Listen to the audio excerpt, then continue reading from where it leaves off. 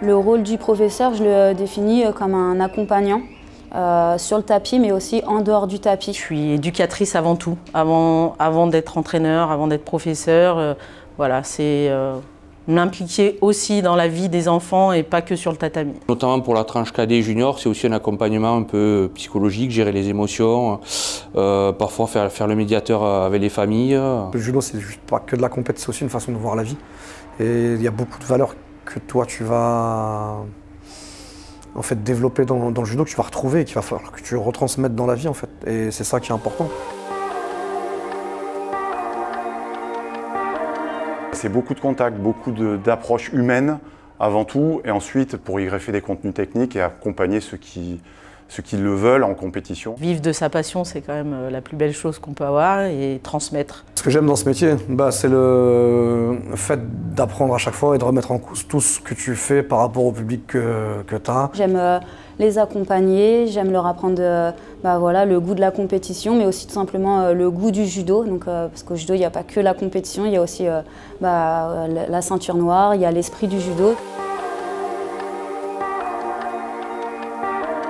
Depuis jeune, j'aime la compétition, j'aime accompagner les jeunes sur la compétition. Puis cette notion d'entraînement qui différencie un petit peu de professeur, on est sur de la formation. Quand on est sur de l'entraînement, c'est plus spécifique. C'est une vocation, mes parents sont professeurs de judo. Donc j'ai vu ça depuis toute jeune et ça a été naturel pour moi de devenir professeur de judo. On commence par s'intéresser au vécu des personnes, au contenu technique qu'on apporte. De fil en aiguille, on est pris, on est happé par cette dynamique où on a envie de suivre les personnes, qui devient souvent un groupe de personnes, et ça devient super intéressant et super formateur sur le plan humain. J'ambitionnais pas d'être prof, là. Un jour, un ami à moi, en hiver, il fait un grave accident. Et il me dit « ouais, j'ai besoin de toi pour me remplacer, au JC Ressons-toi ». Et j'y vais, je monte sur le tapis et je retrouve un truc avec les enfants que j'avais pas ressenti depuis très longtemps. Puis je voyais que j'étais à l'aise dans ce que je donnais, dans ce que je recevais. Je me base beaucoup sur tous les exercices à thème, du style Yakusu Geiko, Kakari Geiko, et le cœur de la séance, c'est vraiment là-dessus, quoi. La base des choses, c'est la transmission du savoir-faire technique et très proche de l'humain aussi. L'important sur la formation, en tout cas, c'est qu'ils apprennent un maximum de choses. Et après, bien sûr, on spécifie. Je suis une maman qui dirige un club de judo. Il y a de l'affectif, il y a de la tendresse et il y a aussi beaucoup d'engagement.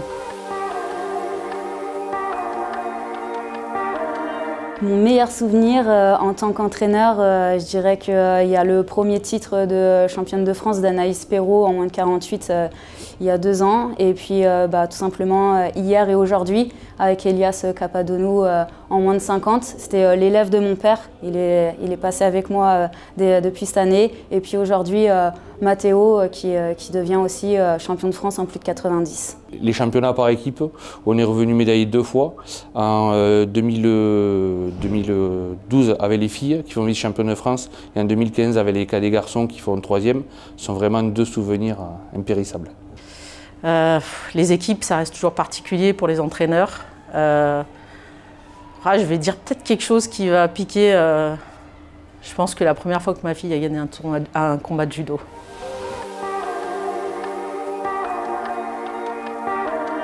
Fais-toi plaisir. Faut que ça reste un jeu et quel que soit le niveau, c'est vraiment pour durer, c'est vraiment le cœur de ce qu'il faut conserver à l'esprit tout le temps, quoi. Prends la manche et t'es capable de faire, tu sais faire. De s'accrocher et de ne pas lâcher l'affaire parce que c'est un sport ingrat, c'est dur, mais la persévérance. Mais ça, c'est bon pour eux, même pas forcément que pour le judo, parce que quand tu as su t'accrocher pour faire un sport comme ça et aller au bout, aller chercher juste ta ceinture noire, même si tu fais pas de compétition, tu sais que dans la vie, quand tu te définis un objectif, tu sais t'y tenir. Et aujourd'hui, la société, on a tendance à voir les gens lâcher trop vite, abandonner trop facilement.